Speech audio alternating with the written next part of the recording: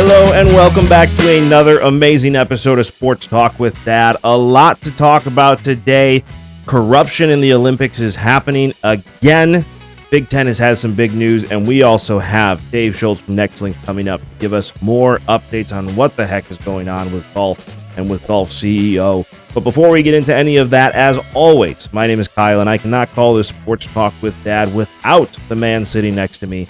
A man who was alive when they invented the cruel and evil sport of golf, my dad, Tim. I haven't been around for 450 years, so I was not there when they were playing on the goat field that is St. Andrews. However, it was fun going out with you on Friday. I drove the cart anyways because I'm still not playing, but you hit some great shots. Later on. Well, we aren't talking about the first part. I did. I ended up, so the back nine, I had 8 pars on 9 holes. And I'll take that. I would take that too. And that was legit. You were counting every shot. There were no mulligans. You were just playing very well. Par golf the last 9. Well, I was 1 over. It was 2 over. 2 over. It was 2 over, on which I'll take in golf all day long. I would have taken it. The first 9, I was like 16 over. Might have been more. It might have been more. It was ugly. I was topping every shot. And then by the time I finally figured it out, we had a hole that had a river that ran in front of it. And golf is a cruel mistress and evil mistress. And I grab out my driver because I'm like, screw it. I've been playing like dog shit all day long. I am going to grab my driver because I've hit that like 150 yards today. And I'm just going to not care. And you hit it straight down the middle. Carried about 250. 259 probably if it was a 260 carry because there was no splash in the river. I was probably a yard away from carrying. I think you buried in the side of the ditch. I laughed a lot. Yeah. Because you were just... I dropped my club. You just shook your head because at that point it was just like, okay, I get it, golf. And you played better after that. Though. I did. I finally quit caring as much about playing as well. The greens were insane. Stupid. What would they say? They were stimping at 12 and a half. Was it 12 and a half? I thought it was 12, but that's very fast for a county course. And I will say this about Milwaukee County.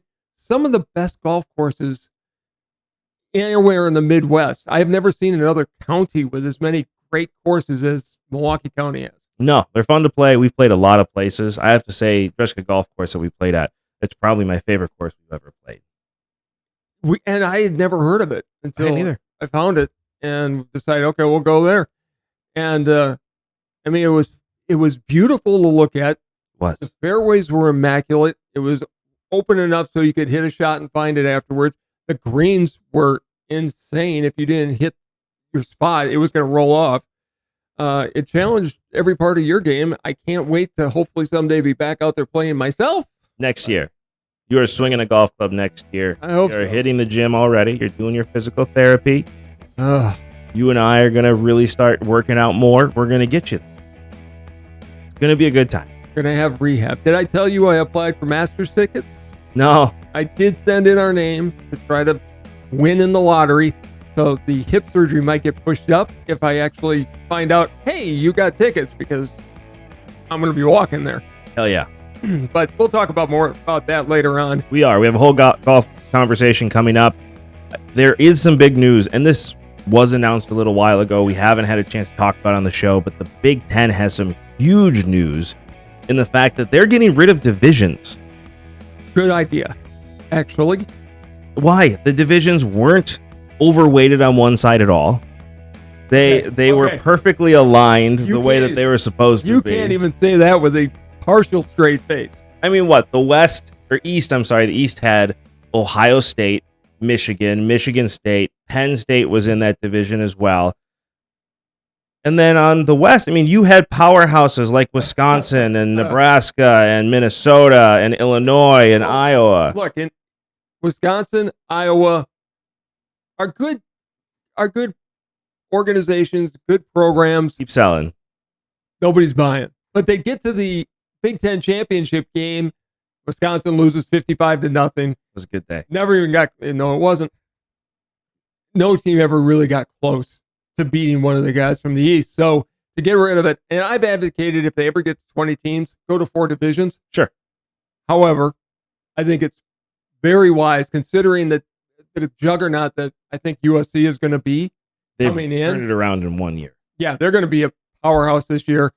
To bring them in, just take the top 2 teams and just call it a day, because you never know when a fluke win. I mean, and I say a fluke win, Wisconsin could beat USC and knock them out, and they could be number 2 in the country.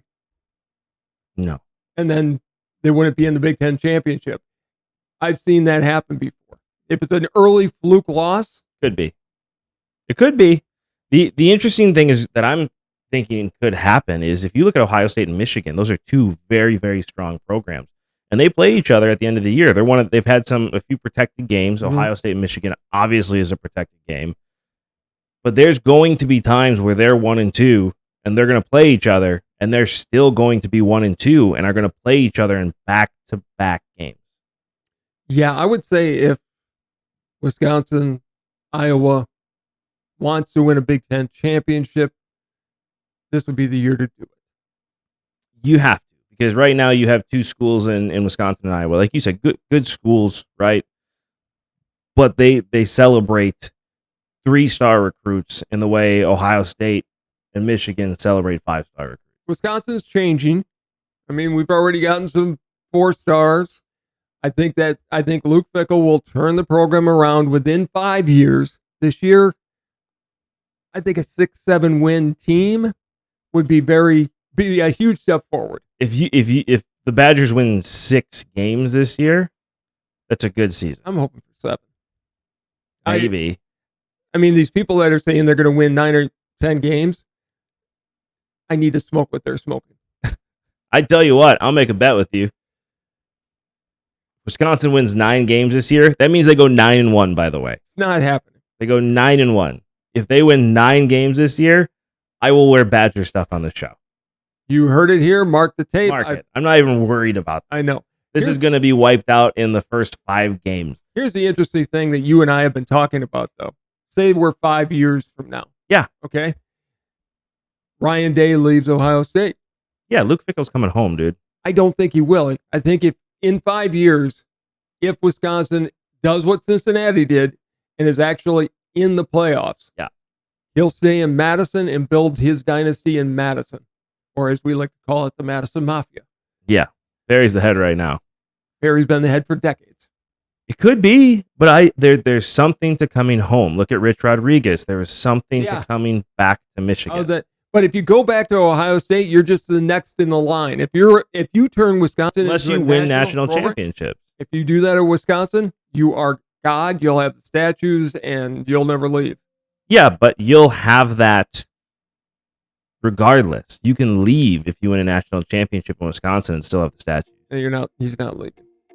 He wanted to come here. So he did. I'm glad. It was one of the top choices was Wisconsin. You know what his other top choice was?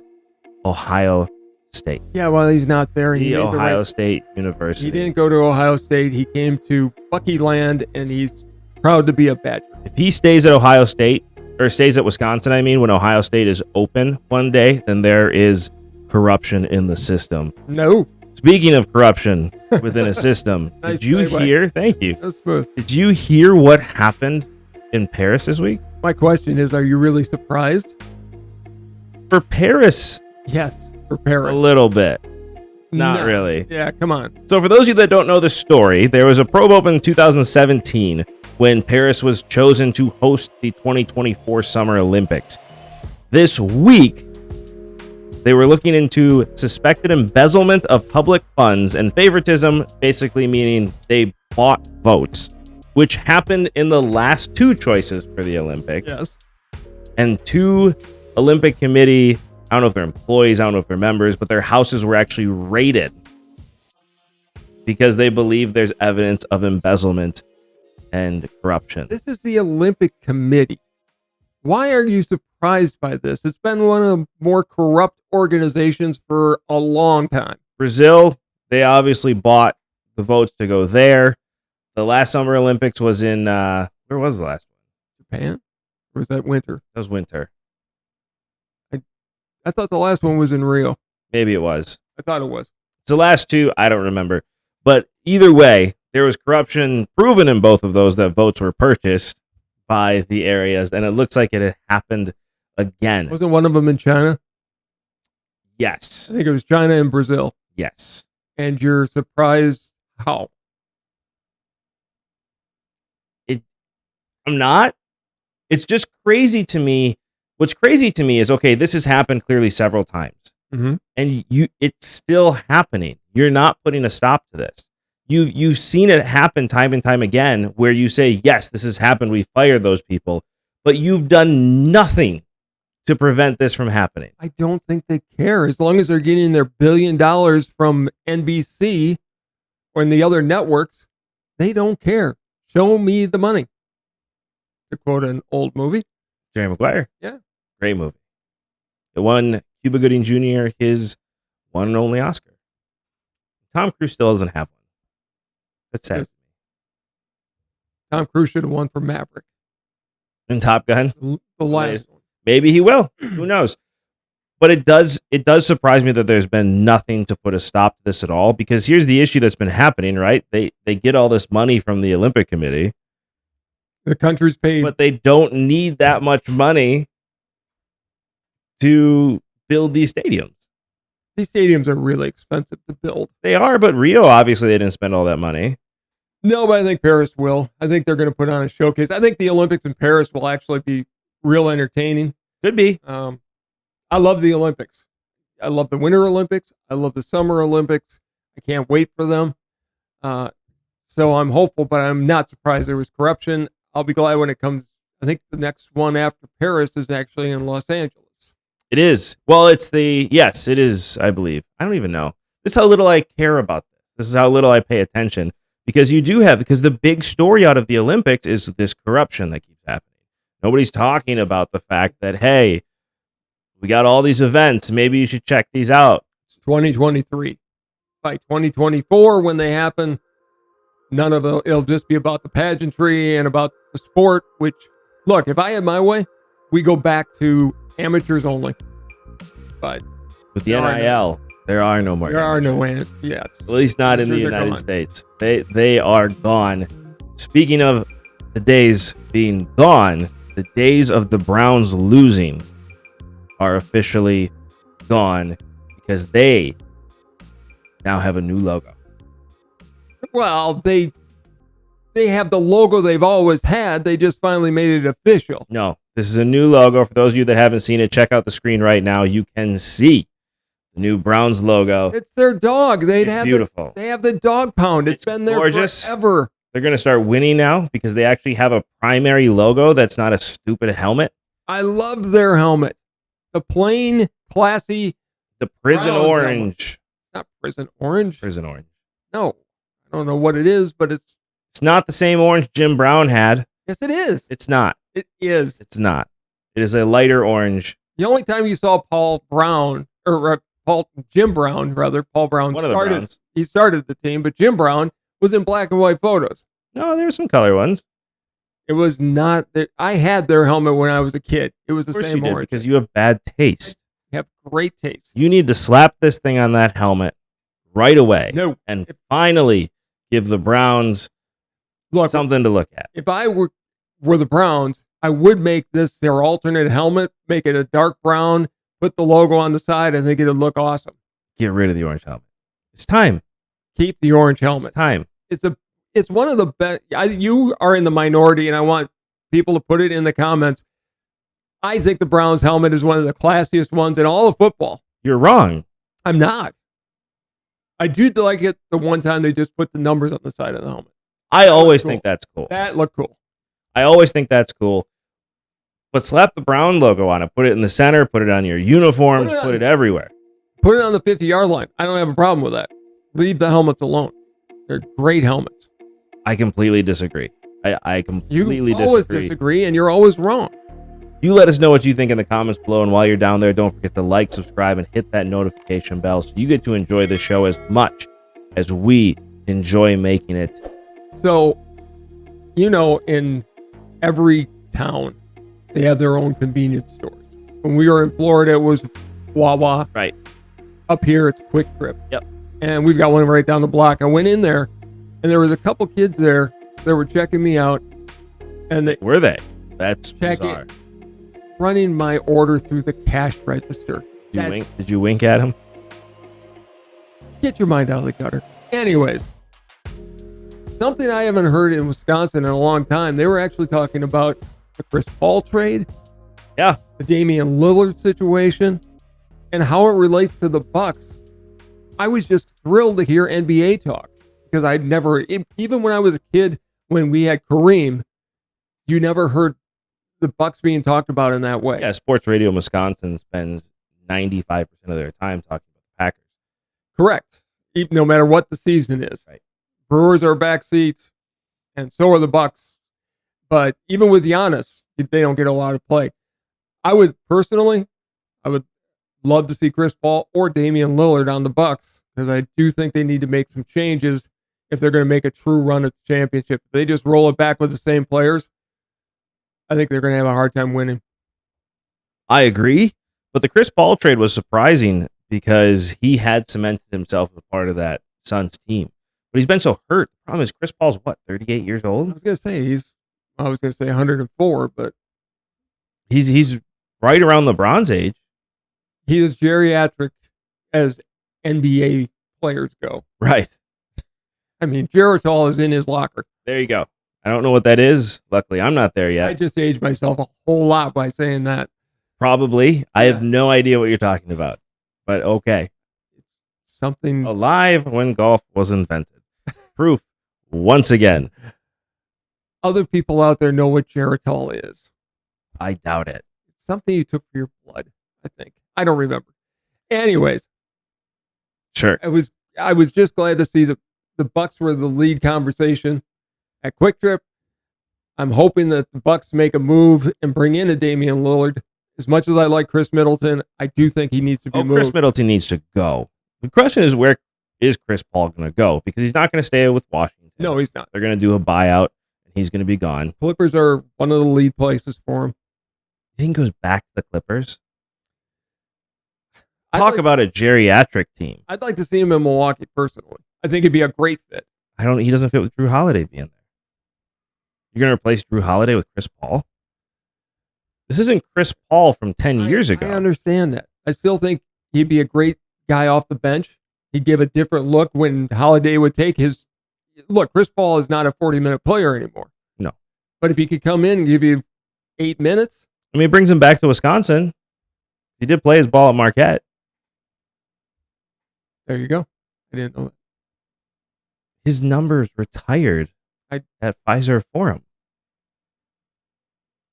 He's the only Marquette player to have his number retired when he didn't graduate from Marquette.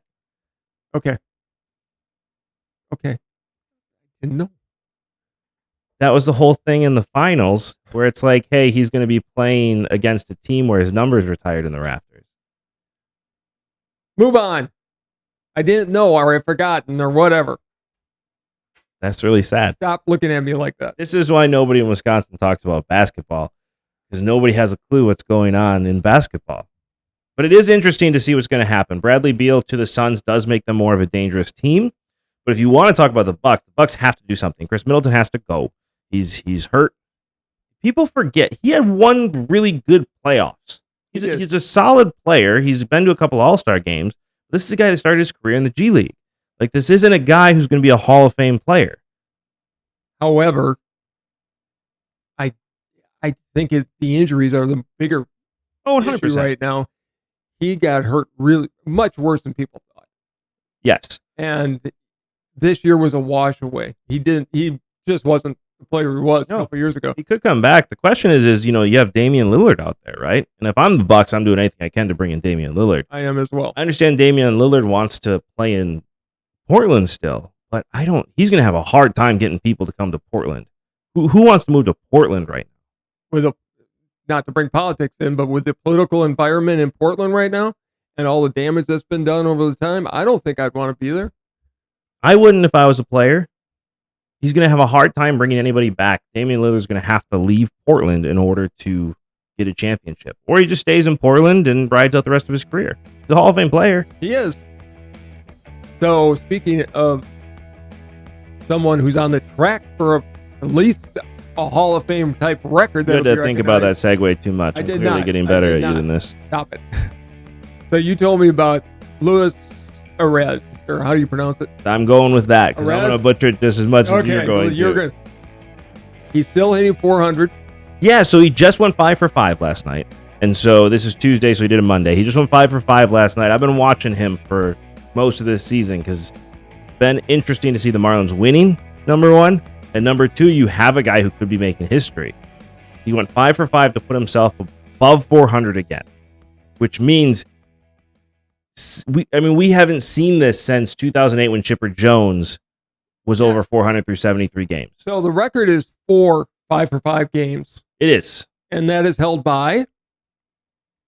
Well, one of them doesn't count. Yes, it does. Well, here, I'll give you one that does count because he officially, with going 3 5 for 5 games in 1 month, he became the fourth major leaguer since 1900 to have 3 5-hit games in a calendar month, including George Sisler, Ty Cobb, and Dave Winfield in 1984. Ty Cobb does count on this because he did this in 1922. Wow. So it does count. Same with George Sisler. It would have counted if it was 1912. It would not have counted. It would have because he still has to hit the damn ball. But he would, if he can do it in the next 11 days, he becomes, how many players is this? Make it most season in that span, and he would join 4 players that have done this, which doesn't make sense. This article is written poorly.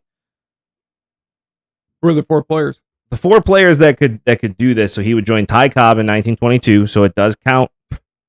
Stan Musial in 1948, Tony Gwynn in 1993, and Ichiro Suzuki in 2004, all who have hit that is 4 5 for 5 games. I tell you what, that is the loftiest of lofty shelves to be on. The list. I mean, in the bat 400, the last person to do it is still Ted Williams. He is. And it was not a cheap 400. He actually played both halves of a doubleheader to get to 406. Tony Gwynn should have gotten in the 90s. He should have gotten in the 94 season. But the strike ended that. He was 398, I want to say, with 10 games to go. Yeah, I think he would have the season. I think he would have hit 400 that year. He was right there. The closest. Can you guess since 1994 when Tony Gwynn did it? It's 94. Okay. Who is the person that has come the closest to hitting 400? Before Gwynn, I know it was George Brett. Since then, I have absolutely I don't know. Chris Bryant. I don't know. Oh, wait a minute. I do know this one. Nomar Garcia-Parra, when he was with Boston, had unbelievable. The fact that you got that right is impressive. He had an unbelievable streak where he was amongst the very best that ever played, and people forget about that. That's why he sticks out. Oh God.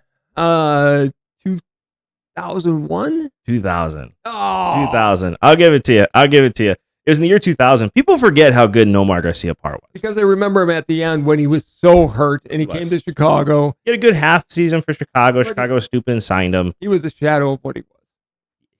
What was his injury? I don't even remember, but he got really hurt, and that was the end of it for him. People forget, what they really forget is how unbelievably good he was in that period of time with Boston. He got traded in 2004, the year the Red Sox won the World Series for the first time, breaking the curse of the Bambino. But yeah, so he went 91 games. It was 91 games in when he still had 400. That is, in modern day baseball, with all the media pressure, to go 91 games is especially in Boston. That's very impressive. That's the reason I don't think anybody's ever going to break the 56 game hitting streak of DiMaggio. The media pressure is going to be insane. You know, back when DiMaggio did it, he still had the media pressure. Not to the same extent at all. No, but it was still New York media. But it wasn't the same. That's true. It just wasn't the same. Pete Rose felt it. He talked about it. Paul Molitor felt it when he went 39 games. Yeah. You know, and I think that's one of those records that's never going to be broken. I don't think so either. 400 could happen. it's going to be tough. There's a lot of games left. So he and Chipper Jones have officially gone 73 games. Yeah, and I know we're in June and we've got through September to go. Would I love to see him do it? Yeah, absolutely. I think it would be a great thing for baseball to have a 400 hitter. It's just in a game where home runs have become so important, I think it would be great to bring it back to baseball. And I truly believe that the clock has been a big reason for this. Yes, because the batters have to get in there. The pitchers have to get the ball to them. No more playing games. You can't wind up for a home run, take times, play that stupid cat and mouse game. Get in and get the ball, get your bat on the ball. Because as a hitter, your job now is to really get the bat on the ball. It's taking baseball back to really what it should be, and that is a single is just as good as a home run. Granted, a home run gives you a run, but much better to have 2 or 3 guys on base. And then hit a home run. Yeah. And you're seeing stolen bases up. I don't think they should have the bigger bases. But you don't even notice them. It's done nothing for the game.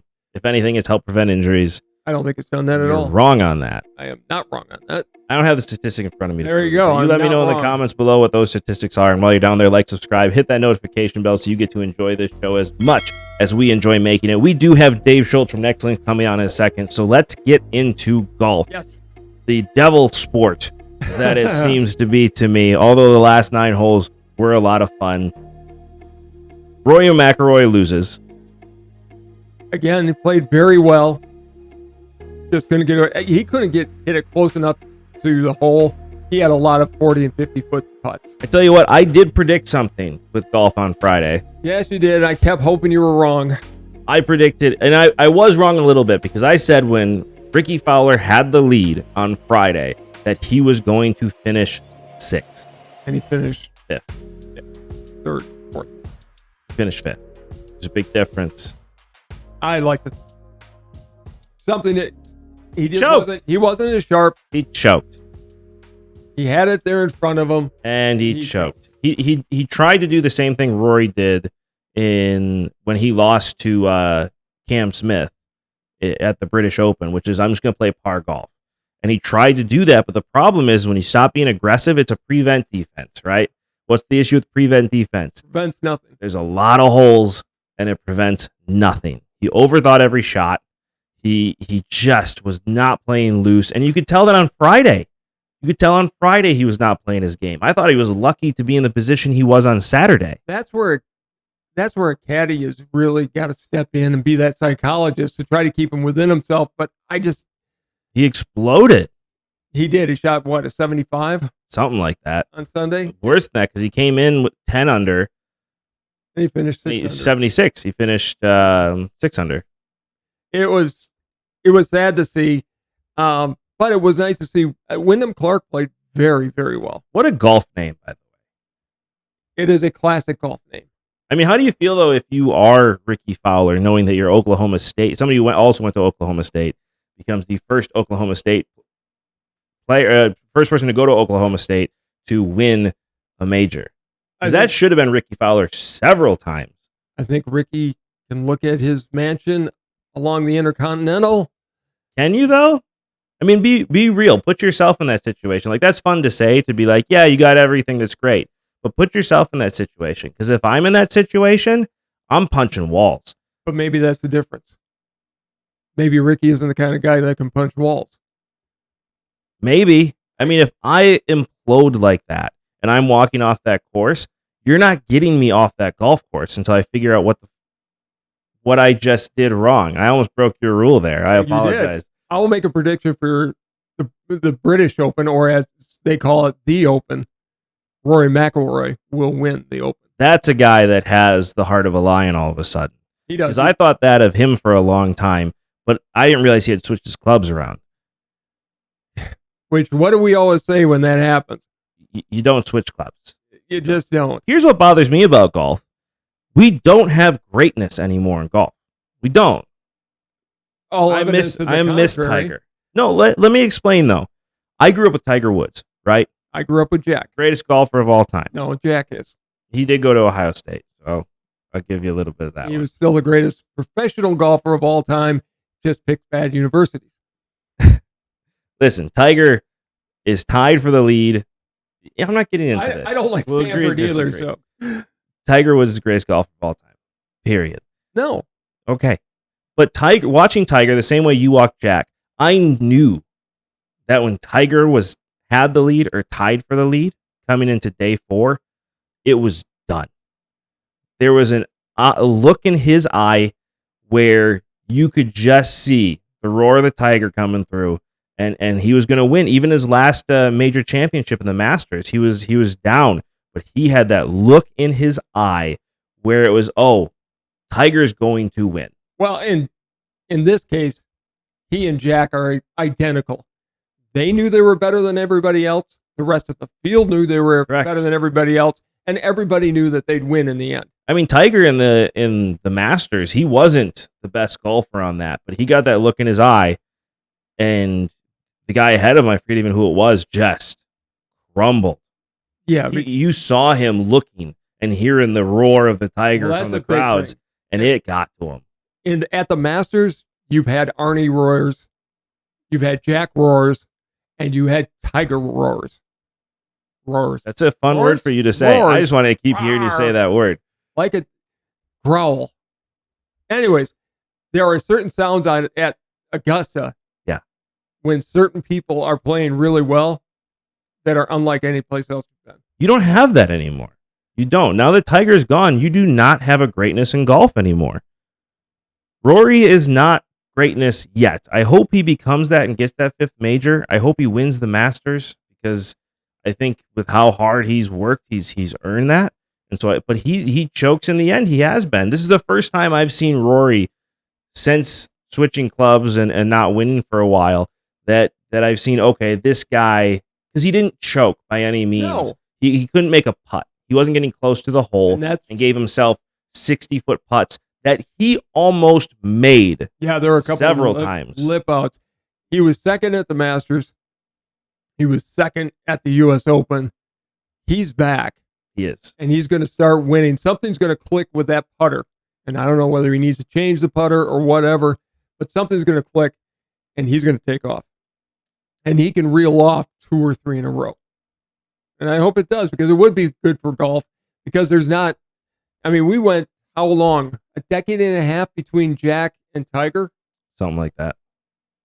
I hope we don't go a decade and a half between Tiger and whoever the next big thing is. Charlie's coming. Did you sent me that short, which was amazing, that he finally outdrove Tiger. How old is this kid, by the way? He's not even 14. And they're playing. And he's carrying 260. And he's playing from the flippin' blacks. Yeah. I mean, my God. This is when I question if I'm actually an athlete or not, is when I hear stories like that. And the answer is I'm not, by the way. I am not an athlete by any stretch of the imagination. He's playing from the tips, not the Tiger blacks, by the way. Yeah. They did specify that. Yeah. But to play from the regular blacks and Windermere, by the way, is not a normal course. That is championship level all day long. And to be 13 and hit one 260 and outdrive your dad. He's got Tiger blood, man. I mean, he does. It's like me beating you in tennis right now, though. Like, it doesn't really count anymore. Tiger could still hit a drive 260. Sure. It doesn't count anymore. It really doesn't. But we need to move on from this conversation, because we have Dave Schultz joining us right now. You let us know what you think about greatness in golf and if it's gone, and you let us know in the comments below. And while you're down there, like, subscribe, and hit that notification bell so you can enjoy the show as much as we enjoy making it. We are very blessed and grateful again to have Dave Schultz, the CEO and founder of Next Links Golf. Dave, you have some updates for us, so I'm going to get right into it. What is going on in the world of golf behind the scenes? Well, I mean, think about last Tuesday when we were talking, right? So Jay Monahan wasn't sick yet. The lawsuits hadn't been dropped yet. U.S. Open hadn't been played yet, right? And there wasn't a meeting at the Travelers tournament tonight, for all the players without any leadership to really answer questions. So, and we got the big bomb drop of Tom Watson with the open letter just yesterday. That was right? amazing. So I read the letter this morning, and it was a very frank letter. and straight to the point. How do you feel about that? Tom Watson obviously was there at the very beginning of the tour. Yeah, so I mean, Tom Watson is, obviously he's a legend, right, with so many others. But I thought the letter was well timed, I guess, is what I would say. And I think, the two questions that he basically posed to the leadership of the tour was, how did you just drop the moral question, right? How did you just dump this moral issue, and now it's not an issue? And then what about the financials? What did we really sign up for? And so I think on the moral issue, right, if you just look at the questions already been asked and answered of both Jay and Jimmy Dunn, right? So when Jay announced the deal, he said, I'm a hypocrite, right? And when Jimmy Dunn talked about, the his experience with changing his mind, he said, well, I'm more of an active learner, right? I went and visited Yasser, and after spending time with him, I realized that my anger was directed in the, at the wrong people, right? These aren't the guys that we should be targeting. And, I'm not sure which one's worse, to be honest with you, because the opportunity to discover the latter was available a couple of years ago and, rejected by the tour leadership. And so, there really is no good answer on the moral issue. Tim, you're kind of my age, right? I mean, I don't know, maybe I'm dating myself, but I'm 58. So I was in my 30s on 9/11, and I still remember like every second of that morning, right? I remember getting up, I remember turning on my AM radio, I remember listening to, what seemed like maybe a small plane crashed into one tower, and then all of a sudden one tower is falling down, and then, another plane, and it was just sickening. But it doesn't belong in this conversation. I'm a Navy veteran. I fought for my family and for our country, and I didn't fight for hating all people. Certainly want to defend what's going on. But to be honest with you, I think what's most important is just the fact that those questions have already been asked and answered. And I think it's a good opportunity to talk about the difference between hypocrisy and being an active learner. And I don't think either are great answers for the players at this point, right? And I don't think they're going to get any better answers, coming out of it. So, I mean, that's kind of where I stand on the first one. There have been reports that the PIF fund will be taking care of the Rorys and the John Rahms that didn't go and stayed loyal to the tour. What do you think is going to happen? And do you think that type of thing those type of payments will be made? No, right. So I mean, remember what we've got is we've got a framework agreement, and either party can walk away from it. And so where the players of the PGA Tour sit right now is their leadership has already given away all the value that the PIF needed, right? So the PIF had two big problems until June 6th. One was they were being attacked with, a moral argument that really wasn't valid. And two, they had sponsors that, were afraid to engage because of that. And they had players that were afraid to engage because of that. And, I think when Jay and Jimmy both came out and said, look, we're better together. We saw the light. We need a new organization together, and we're going to all throw our assets into that organization. And the PGA Tour is going to be in control of that organization. And then what people like to add after that is, and then Jay Monahan is the commissioner of the PGA Tour, so he's in charge of everything. And I think that's that last part is the part that's really not true. I don't think we're ever going to really see him again. Yeah, I didn't think. I don't think he's ever going to recover. No, I didn't think so either. When that announcement was made, that's a nice exit for him as far as I was concerned. So where do you think things go from here? I mean, any word on your status? Yeah.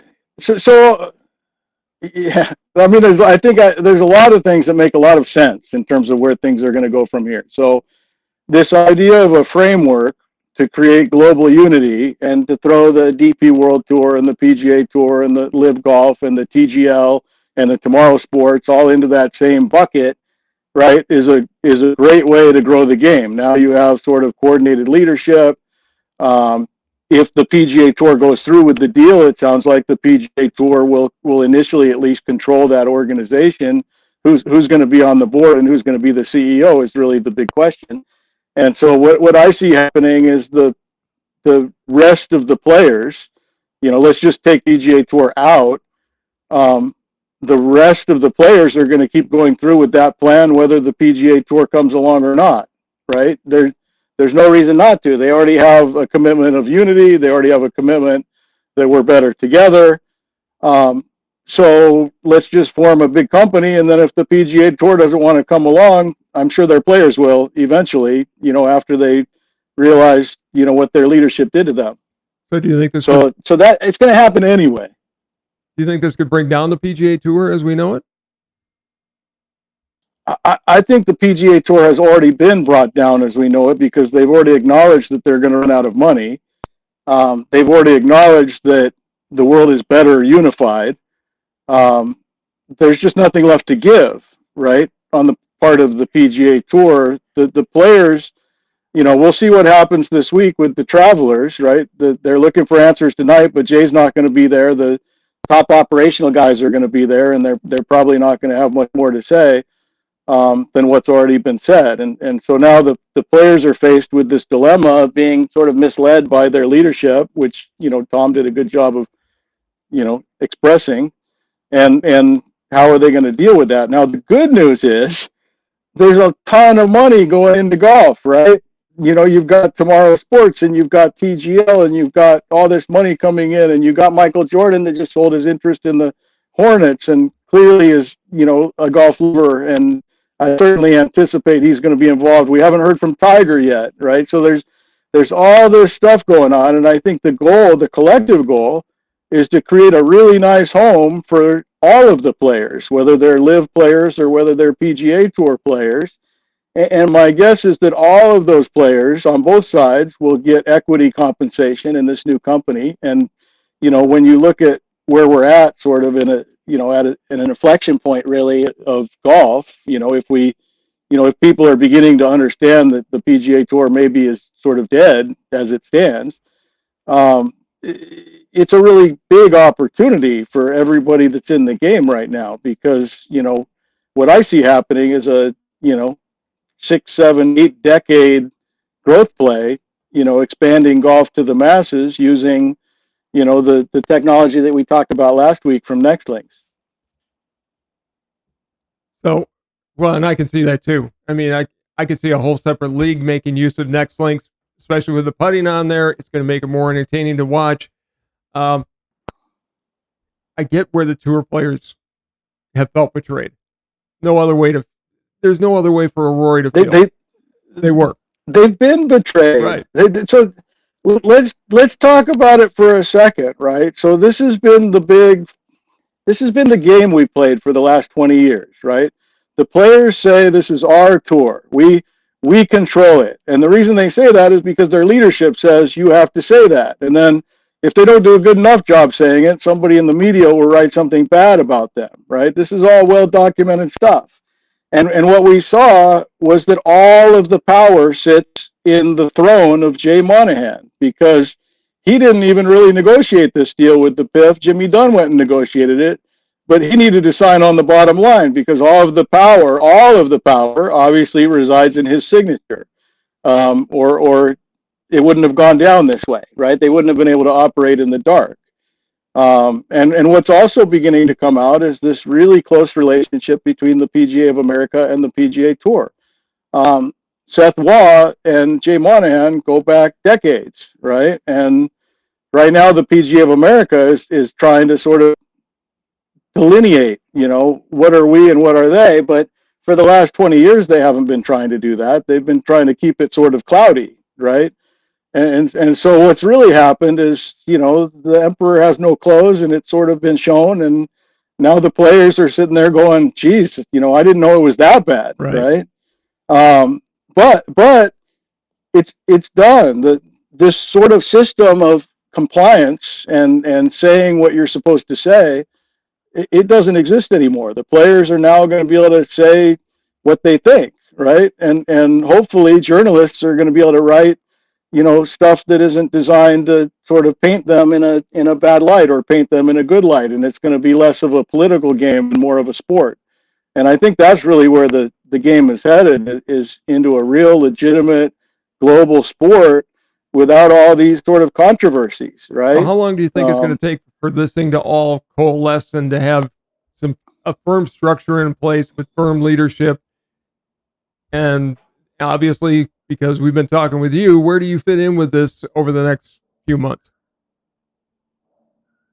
Well, I mean, so let's start with the last part. So clearly, when I went to Portland and spent hours finally face to face with the PIF team, essentially, they just asked me, what do you want, right? And I said, well, I want to sell my intellectual property, but I want to sell it to people that are going to take it into the market and use it as a force for good to grow the game, right? That's how I intend it. And then, that was back in June, and look what's happened between June and today, right? So Tomorrow Sports and all this stuff came after those meetings, and so this week after our call last week, right?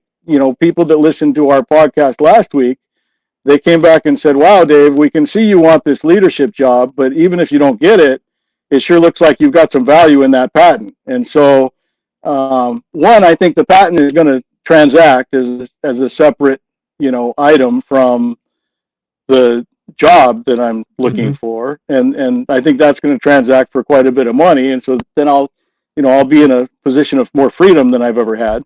And then what I'd really like to do with that freedom is get myself in a position of leadership and help the game grow and make a difference, right? That's sort of what I signed up for. So my 8-year journey has all been about, in a way, getting to this very spot, right? Where, my work and my ability to influence the future now has some teeth behind it and now has some power behind it. And so my sense is that that's where the people that have the power want me to end up. I don't know how long it's going to take, right? So, when they did the lawsuits, the first lawsuits when Taylor Gooch was trying to get into the Tour Championship Series, right? That's when the things really got sticky a while back.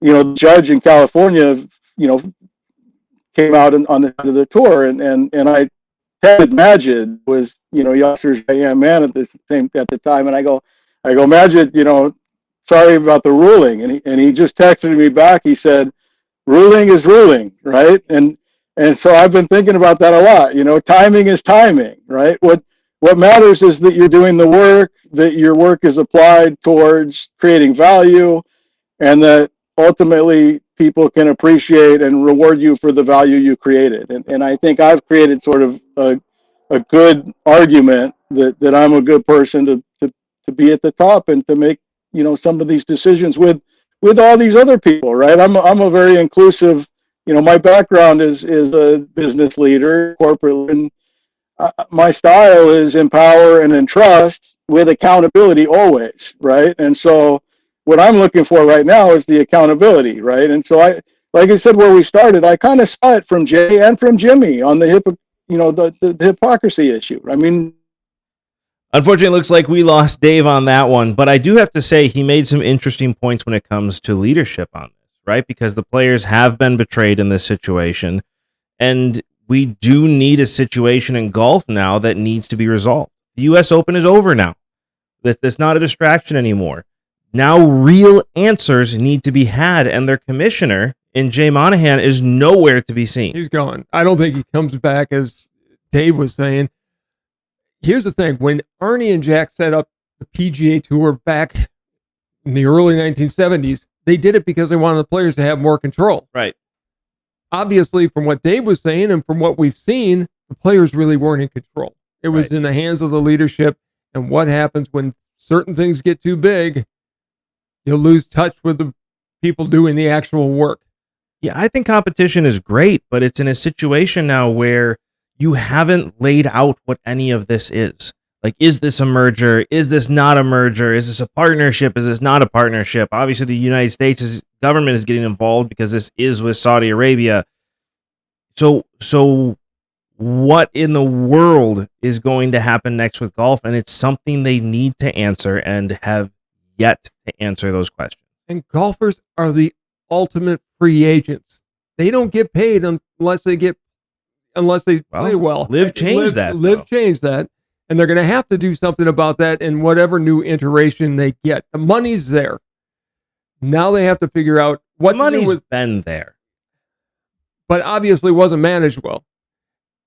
Now I want to see what's going to happen with really a game that you can play for a lifetime, and it's sad to see it in flux the way it is. This shouldn't be in this situation right now. It shouldn't be. It'll be interesting to see what happens. I think that we're going to hear something. We have to hear something in the next week, in the next 2 weeks, bare minimum, on what's going to happen with golf.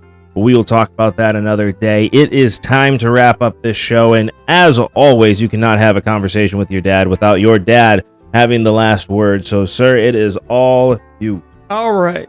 So there was a situation many years ago where Duke lacrosse players were accused, and they were accused falsely. And it took them a long time to get through that situation. They were looked at as being the bad guys when they really weren't. Fast forward a couple years ago, punter from San Diego was drafted by the Buffalo Bills, Matt Azaria. He was accused of doing despicable things. He got cut by the Bills. He lost his football career. And they basically said, go and try to figure it out. Well, he did go and figure it out. He wasn't guilty. All the charges that were brought against him were false. And this guy had to go through hell and back. And I'm wondering, okay, Buffalo, when are you going to step up and give this kid a second chance? Where are his apologies for what he went through? They never seem to be coming. So I encourage you, we'll leave a link below from the New York Times, the article talking about Matt Azaria and what he went through, and the fact that he was falsely accused, and that should never happen. If he would have done it, punish him to the nth degree. I don't agree with that. Obviously, nobody agrees with that. But he just happened to be in the wrong place at the wrong time. They proved he wasn't even near there, and yet he lost his career, and I don't find that acceptable. So, I don't think anybody can disagree with that. I think that was a solid last word. Thank you, as always, so much for watching. We will see you next time. This has been Sports Talk with Dad. Bye, everybody.